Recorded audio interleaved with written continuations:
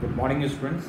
उम्मीद करता हूँ कि इससे पहले वाला वीडियो आपने देखा होगा और उसमें हमने इलेक्ट्रिक फील्ड और इलेक्ट्रोस्टैटिक फोर्स के सुपरपोजिशन प्रिंसिपल पर बेस्ड कुछ न्यूमेरिकल्स हमने डिस्कस किए हैं और वो आप लोगों को समझ में आए होंगे।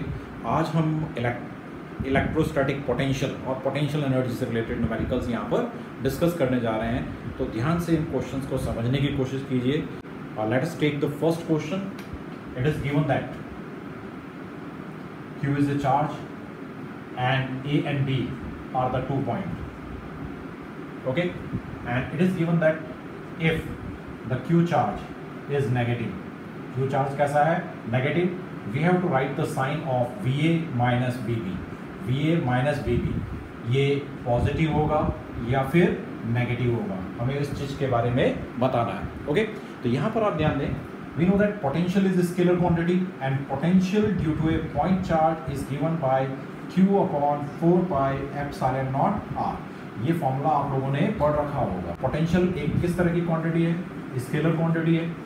As potential is scalar quantity, charge का साइन अगर पॉजिटिव है और चार्ज का साइन अगर नेगेटिव है, we have to consider their sign. हमें उनके चार्ज के साइन को कंसिडर करना है। Okay, in the given question the charge is negative. Charge कैसा है? नेगेटिव।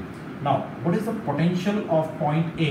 ध्यान दें कि अगर ये डिस्टेंस r1 है तो what is the potential? That is minus q upon 4 pi epsilon naught r1। Okay, what is the potential of point B? It is equal to minus q upon 4 pi epsilon naught r2, where r2 is the distance of the point b from the point charge. Okay, now if we have to write VA minus VB, if we write VA minus VB, क्या चीज़ common है इन दोनों में? Minus Q common है, इसके अलावा 4 pi epsilon naught common है। Within bracket we have 1 by R1, उसमें से माइनस करेंगे 1 बाई R2। ओके, इसके अकॉर्डिंग ये आएगा minus Q upon 4 pi epsilon naught R2 minus R1 upon R1 R2। LCM लेकर सॉल्व करेंगे तो ये आएगा R2 minus R1। Okay, look at the values. R2 minus R1, R2 is greater, उसमें से माइनस कर रहे हैं स्मॉलर को। It means R2 minus R1। ये कैसी टर्म है? ये एक पॉजिटिव टर्म है। ओके, और ये जो टर्म है ये कैसी नजर आ रही है? नेगेटिव। पॉजिटिव और नेगेटिव टर्म का जो प्रोडक्ट है, जो इनका प्रोडक्ट होगा वो कैसा होगा? नेगेटिव। इट मीन्स ये जो वैल्यू है VA माइनस VB, ये कैसा है? It is negative. यहाँ पर ध्यान देना, इससे पहले हमने इलेक्ट्रिक फील्ड के क्वेश्चंस किए, इलेक्ट्रोस्टैटिक फोर्स के क्वेश्चंस किए हैं, लेकिन वहाँ हमने चार्ज के साइन को कंसिडर नहीं किया है। लेकिन हम पोटेंशियल के केस में, पोटेंशियल एनर्जी के केस में चार्ज के साइन को कंसिडर करेंगे as potential is a scalar quantity. जो भी चार्ज का साइन होगा वो हमें कंसिडर करना in the formula as well as in the values. Now in next question it is given that 10 microcoulomb charge is placed at the center of a square of. Now, in order to move a test charge of minus 2 microcoulomb from A to B, okay, we have to find the amount of work done in moving that test charge from one point to another, from this point to this point. Okay, यहाँ पर आप check कर सकते हैं कि distance of this point is r, distance of point B is also r. And we know that potential is equal to Q upon 4 pi epsilon naught R. Okay, तो क्योंकि charge same है और distance same है, it means the potential of point A is equal to the potential of point B। दोनों points का potential equal होगा। And work done in moving any test charge from one point to another is always equal to the product of the test charge and potential difference between the two points. Product of the test charge and potential difference between the 2 points. Okay, as potential of these 2 points are equal, इन दोनों points का potential क्या है? Equal. Therefore, the net amount of work done in moving the charge from one point to another is 0. Now, in the next question, it is given that electric field intensity at any point is 30 Newton per coulomb, and potential at that point is 15 joule per coulomb. Okay, यानी कि किसी charge के कारण, किसी point पर, किसी charge के कारण किसी पॉइंट पर इलेक्ट्रिक फील्ड की ये वैल्यू है और इसी पॉइंट पर पोटेंशियल की वैल्यू है 15 joule per coulomb. Okay, we have to find magnitude of the charge and distance of the point from the point charge. Okay, मान लेते हैं distance of the point from the point charge is r. Now if we write the value of electric field, what is the formula for electric field?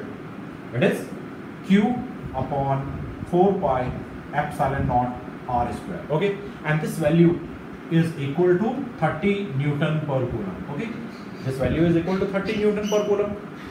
And if we use the formula for potential of the point, the potential of point is given by q upon 4 pi epsilon naught r. This value is given as 15 joule per coulomb.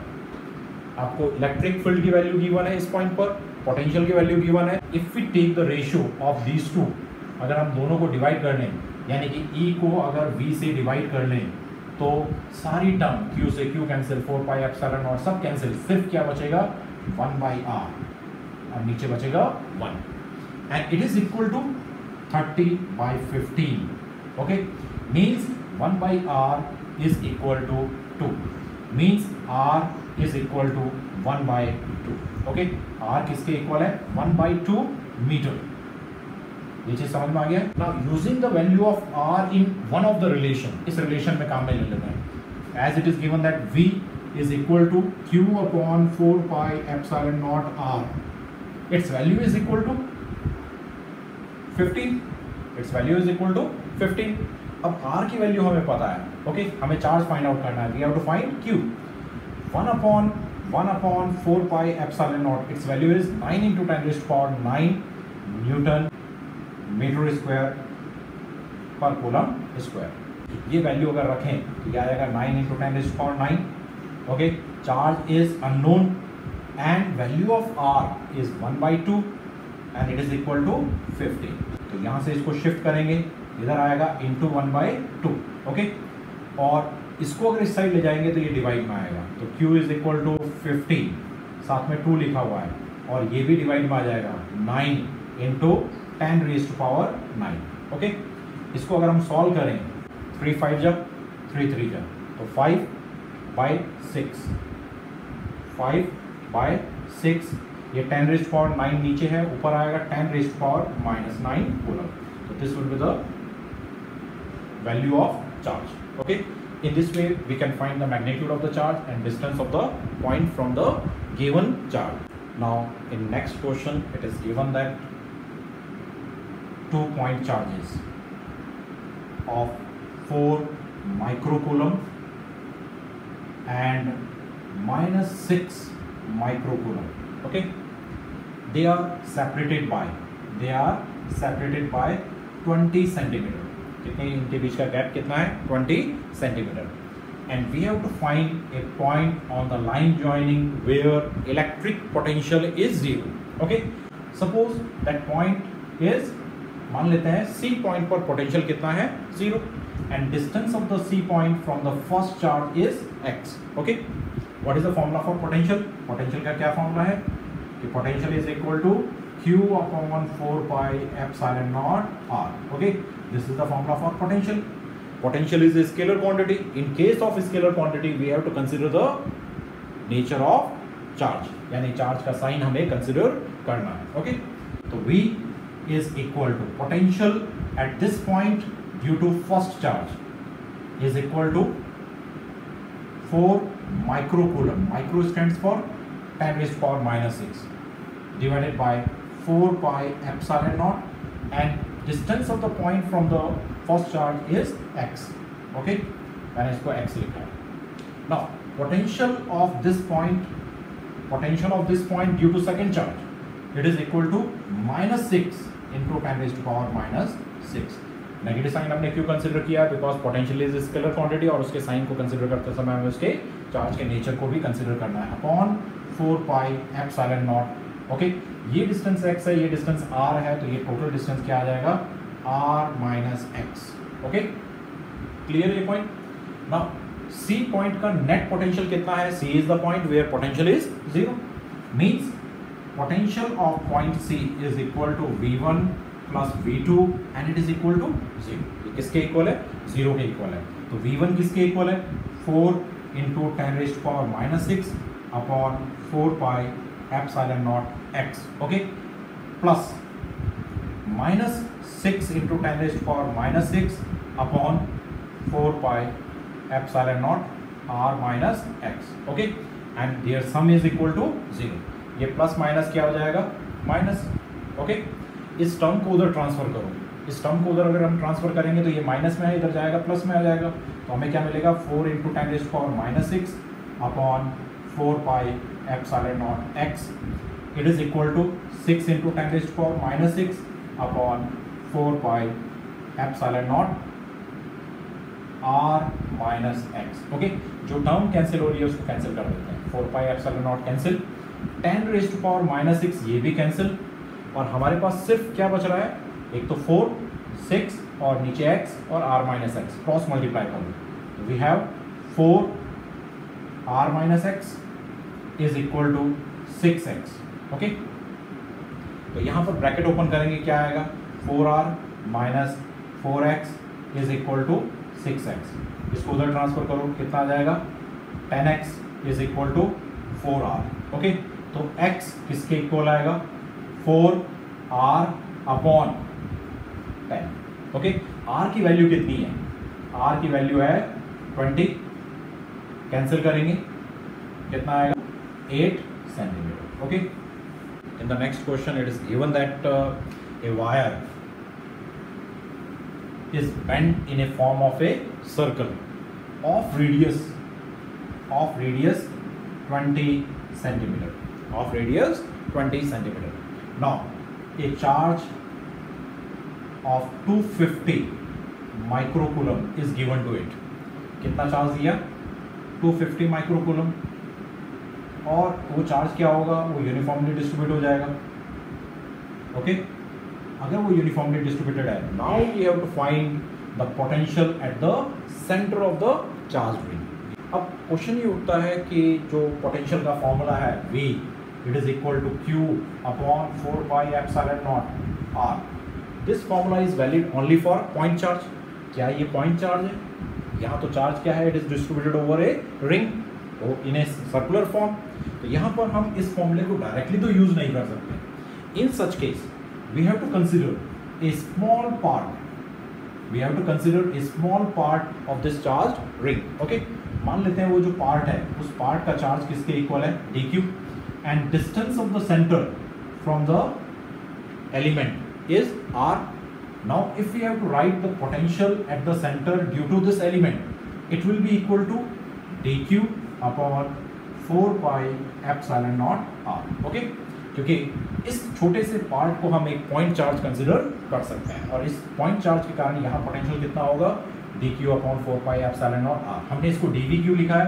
Because it is not the total potential, it is the potential only due to a small part of the charge ring, okay. Now, in order to find the potential at the center due to whole ring, तो क्या करेंगे? We have to take integration on both side. इसका integration कितना आ जाएगा? V, and it is equal to, जो constant है उसको बाहर ले लेते हैं, 1/4 पाई एप्सिलॉन। अब ध्यान देना, अगर एलिमेंट इस जगह पर भी है तब भी वैल्यू ऑफ r जो है वो सेम रहेगी। एलिमेंट अगर इस जगह पर भी है तब भी r की वैल्यू सेम है। It means r is also constant, it can also be taken out from the integration sign. तो within integration we have dq। उस केस में इंटीग्रेशन के अंदर क्या बचेगा? सिर्फ dq। और इंटीग्रेशन ऑफ dq का मतलब इस तरह के जितने भी छोटे छोटे एलिमेंट है उन सबका टोटल चार्ज कितना है? Total charge is equal to q, means it is equal to q upon 4 pi epsilon naught r, okay. Charge की वैल्यू हमें गिवन है, चार्ज कितना है? 250 माइक्रोकूलम, और 1/4 पाई एप्सिलॉन नॉट इसकी भी वैल्यू हमें पता है, 9 × 10⁻⁹ न्यूटन मीटर स्क्वायर पर कूलम स्क्वायर। और r की वैल्यू भी हमें पता है, r इज 20 सेंटीमीटर। लेकिन before using the value in the relation we have to convert it in metre, तो it can be expressed as 0.2 metre. कितना लिखेंगे? 0.2 मीटर। फॉर्मूले में यूज करने से पहले हम इसकी वैल्यू क्या यूज करेंगे? 0.2 मीटर। सारे प्रॉपर फॉर्म में होने चाहिए। और इसको हम क्या लिखेंगे? 250 × 10⁻⁻6 coulomb, okay. By using these values in the relation, we can find the potential at the center of a charged ring. Okay, और काफ़ी important part है जो हमने theory में भी discuss किया है. If we have to prove that कि electric field is always normal to the equipotential surface, कि electric field हमेशा equipotential surface के perpendicular होगी, equipotential surface के perpendicular होगी. Okay, तो यहाँ पर आप ध्यान दें, मान लेते हैं ये है इलेक्ट्रिक फील्ड का direction. If we place a test charge at this point, that test charge will experience a force equal to Q naught times of E in the direction of electric field. इस पर force कितना लगेगा? In the direction of electric field. Okay, और हम इसको displace कर रहे हैं फ्रॉम A टू B. हम इसको डिस्प्लेस कर रहे हैं A से B की तरफ, और डिस्प्लेसमेंट एलिमेंट इज dr. मान लेते हैं डिस्प्लेसमेंट कितना है? dr.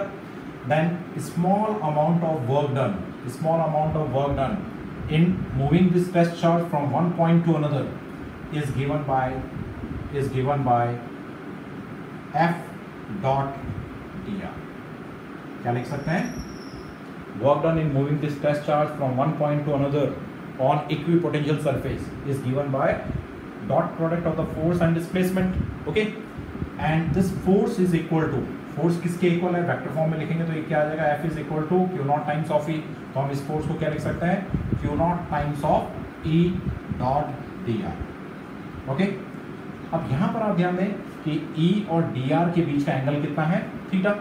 ओके, तो अगर इसको एक्सपेंड करते हैं तो we get E dr cos of theta.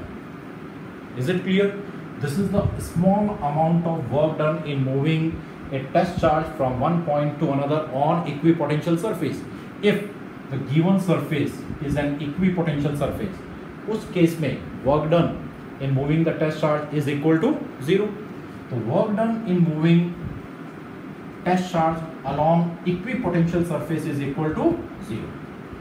Because work done किसके इक्वल होता है? Work done is equal to product of the test charge and multiply by potential difference, क्योंकि दोनों पॉइंट्स के पोटेंशियल सेम है, VB minus VA.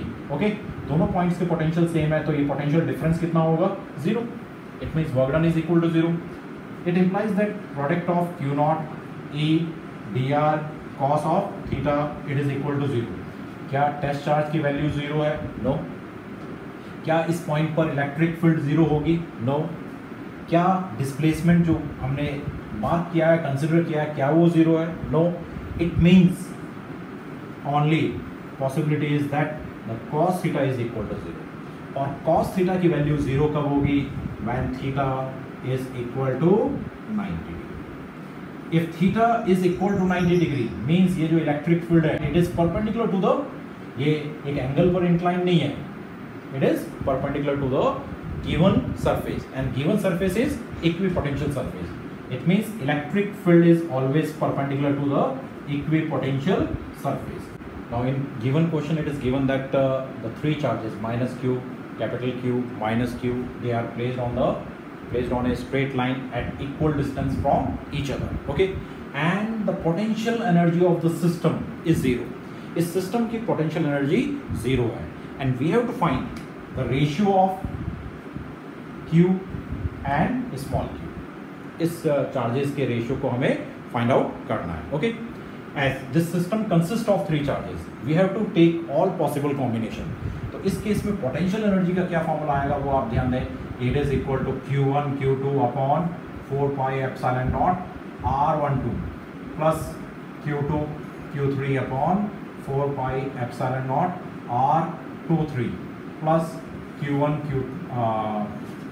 Q3 upon 4 pi epsilon naught R31. यानी कि जो भी चार्जेस के पॉसिबल कॉम्बिनेशन है वो हो सकता है Q1 Q2 Q2 Q3 and Q1 Q3. तो जो भी पॉसिबल कॉम्बिनेशन है उसके अकॉर्डिंग हम फॉर्मूला लिख सकते हैं पोटेंशियल एनर्जी का. Okay, and it is given that potential energy of this system is 0. पहले पोटेंशियल एनर्जी लिख लेते हैं. Product of first charge and second charge divided by 4 pi epsilon not, distance between them is a.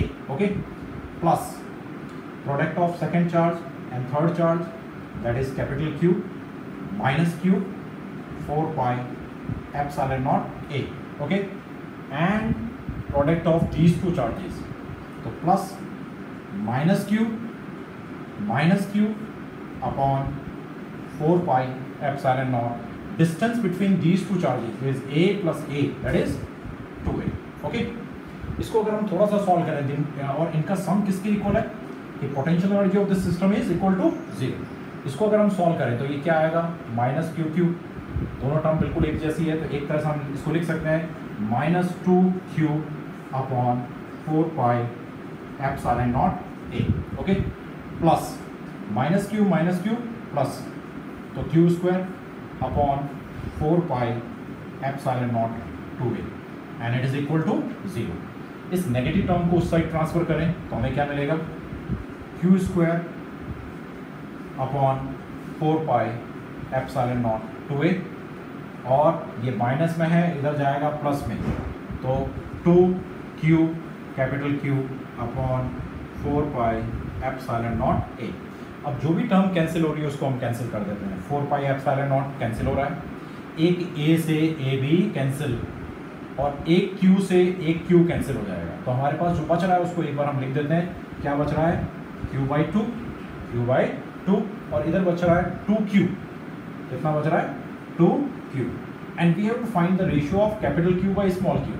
तो small q को इधर और इस 2 को इधर, तो ये जब इधर जाएगा तो क्या आ जाएगा q बाई, और ये 2 इधर आएगा तो ये आ जाएगा 1/4। It means the ratio of the given charges q and small q is equal to 1/4, and this type of questions may be asked related to potential energy। okay, next time पर हम Gauss theorem पर based numericals discuss करेंगे। Thank you.